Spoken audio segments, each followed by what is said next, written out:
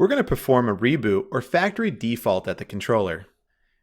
In the event that you're having issues connecting to your Wi-Fi network, it's a good idea to reboot and/or perform a factory default at the controller. Please follow the steps in this video to reboot your controller. This can help you re-establish Wi-Fi if you're having communication issues. The reboot will not erase any settings in the controller. From the home screen, select Settings, select Config, and then select Reboot Controller. If the reboot procedure did not help with the connection, please follow these steps. We're going to factory reset the controller. Don't worry, when the controller goes back online, the settings in the software will sync back with the controller as long as you don't remove the serial number from the controller settings page. From the home screen, select Settings, select Configure, then select Factory Default.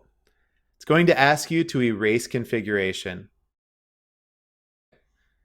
Once you select Erase Configuration, the controller is going to reboot and you're going to see the setup wizard. Go ahead and press the OK button and it'll ask you to put in the network information. Select your network, confirm it, put in the password, confirm it, and after it connects to the internet, it'll pull all your settings back into the controller.